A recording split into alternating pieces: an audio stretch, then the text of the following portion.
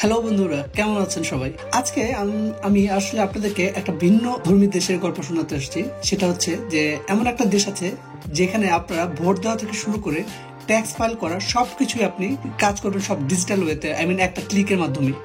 সেই দেশটি হলো আসলে এস্তোনিয়া।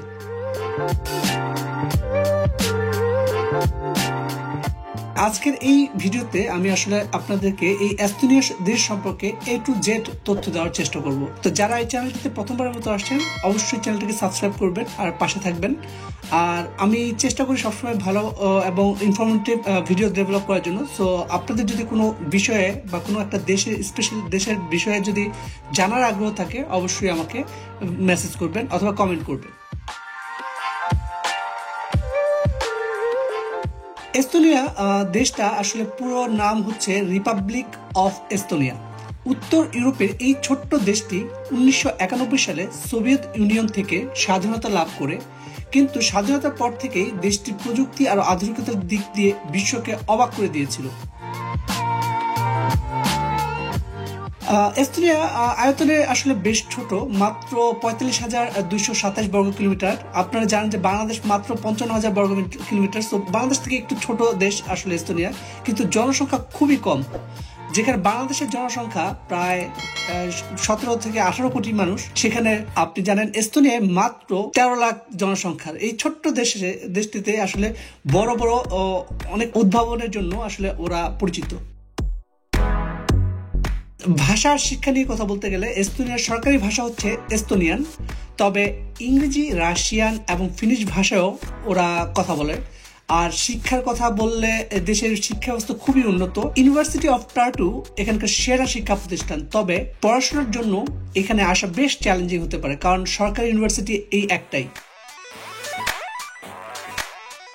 এস্তোনিয়া আপনারা হয়তো অনেকে জানেন না যে এস্তোনিয়া প্রায় 29% লুথেরান খ্রিস্টান, 23% রাশিয়ান অর্থোডক্স খ্রিস্টান, আর আশ্চর্যজনকভাবে 54% হলো নাস্তিক। যেহেতু তাদের ট্যাক্স দিতে হয়, তাই তারা ওখান থেকে নাম কাটিয়ে ফেলে এবং তারা নাস্তিকতা হিসাবে নিজেদেরকে পরিচয় দেয়। এস্তোনিয়ার ওয়েদারটাও কিন্তু খুব ভালো। গ্রীষ্মে তাপমাত্রা থাকে 20 থেকে 25 ডিগ্রি সেলসিয়াসের মতো, আর শীতে এখানে -10 ডিগ্রি সেলসিয়াসও হয়ে থাকে। আর বরফ, এটা তো জানেন যে ইউরোপের সব দেশেই প্রায় মোটামুটি বরফ পড়ে এবং শীতের সময়। সো এই দেশেও তার ব্যতিক্রম নয়, যেহেতু এটা একটা ইউরোপের দেশ, তাই এখানেও শীতের সময় বরফে অনেক সময় ঢাকা থাকে। প্রযুক্তিতে আসলে এস্তোনিয়া অনেক অনেক এগিয়ে আছে। এই দেশটি হলো বিশ্বের প্রথম দেশ যেখানে আসলে গভর্নেন্স চালু হয়। আর গভর্নেন্স করে তারা আসলে ভোটিং সিস্টেমটাকে পুরোপুরি ডিজিটালাইজেশন করা, যেটা আসলে আপনি এস্তোনিয়ায় থাকলেও আপনি এস্তোনিয়া থেকে ভোট দিতে পারবেন। এমনকি আপনি যদি এস্তোনিয়ার বাইরে থাকেন, তাহলেও আপনি অনলাইনের মাধ্যমে বিদেশ থেকেও আসলে আপনি ভোট দিতে পারেন। আর তাদের একটা রেসিডেন্স প্রোগ্রাম আছে, যারা হয়তো জানেন না যে বাংলাদেশ থেকে অনেকে এই এস্তোনিয়াতে রেসিডেন্স অ্যাপ্লিকেশন করে রেসিডেন্সি কার্ড নিয়ে নেয়। রেসিডেন্সি কার্ড দিয়ে অনেক সময় তারপর ইন ফিউচারে তারা গিয়ে বিভিন্ন ধরনের ব্যাংকিং সুবিধা থেকে শুরু করে এভরিথিং তারা ওই এস্তোনিয়ার সুবিধাটা পায়, যেটা দিয়ে তারা বাংলাদেশ থেকে বসেই আসলে এই এস্তোনিয়ায় ব্যাংক অ্যাকাউন্ট খুলে বিজনেস করতে পারে, ফ্রিল্যান্সিং করতে পারে বা যে কোনো কাজও করতে পারে। এস্তোনিয়া পর্যটনের জন্য খুব আকর্ষণীয়। এস্তোনিয়ায় আসলে 3টা খুবই নামকরা প্লেস আছে যেখানে আসলে অনেক পর্যটন হিসেবে বা টুরিস্টরা প্রচুর যায়। সেটা হচ্ছে যে ইউনেস্কোর ওয়ার্ল্ড হেরিটেজ সাইট তালিড ওল্ড টাউন, তারপর প্রকৃতি প্রেমীদের জন্য আসলে একটা সুমা ন্যাশনাল পার্ক নামে একটা পার্ক আছে, যে পার্কে ওরা মানুষ বেড়াতে যায়, প্রচুর ঘুরতে যায়। এছাড়া আছে যারা শান্তি চায়, ঠান্ডা নিরিবিলি চায়, তারা আসলে ওখানে এস্তোনিয়ার দেশ সারামে দ্বীপ নামে একটা দ্বীপ আছে, যে দ্বীপে তারা ঘুরতে যায়।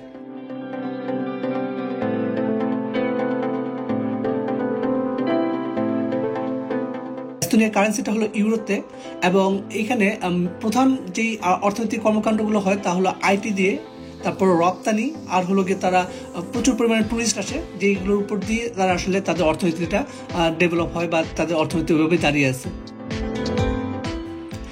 আর এখানে স্কিল্ড ওয়ার্কারের অনেকেই আসে। আপনারা জানেন যে বাংলাদেশ থেকেও আসলে অনেকে এস্তোনিয়াতে স্কিল্ড ওয়ার্কার রুটে আসে বা স্টুডেন্ট ভিসায় এসে স্কিল্ড ওয়ার্কার রুটে সুইচ হয়। তবে এই স্কিল্ড ওয়ার্কারের জন্য তারা ঘন্টায় 5 থেকে 7 ইউরো আর মাসে গড়ে প্রায় 2000 থেকে 3000 ইউরো পেয়ে থাকে। তবে খরচও বেশ চড়া থাকে। তাই আয় আর ব্যয়ের মাঝে আসলে তাদেরকে ভারসাম্য মেনটেন করেই আসলে এই দেশে টিকে থাকতে হয়।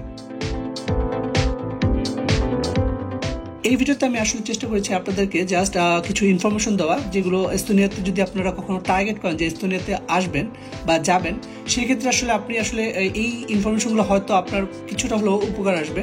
আপনি ডিসিশন নেওয়ার সময় আসলে এই জিনিসগুলো চিন্তা করবেন, যেহেতু আপনি যদি জব নিয়ে যেতে চান বা আপনি যদি স্কিল ওয়ার্কার রুটে যেতে চান, বুঝতেই পারছেন যে আইটি, পর্যটন শিল্প আর হলো রপ্তানি, এই তিনটাতে আসলে ওদের খুব ভালো পরিমাণের ডিমান্ড আছে। সো আপনি আইটি রিলেটেড অথবা যদি পর্যটন খাত বলতে আপনার অনেকেই আসলে food and beverage, hotel management, restaurant এইসবে কাজ করে। সো এগুলো নিয়ে আপনি মুভ হলে আপনার পসিবিলিটি আছে আপনি কাজ পেয়ে যাবেন এবং ওখানে গিয়ে কাজ করে ইন ফিউচারে গিয়ে বৈধ হতে পারবেন। তো সবাই ভালো থাকবেন, আর ইনশাল্লাহ নতুন কোনো ভিডিওতে আবার কথা হচ্ছে। খুদা হাফেজ।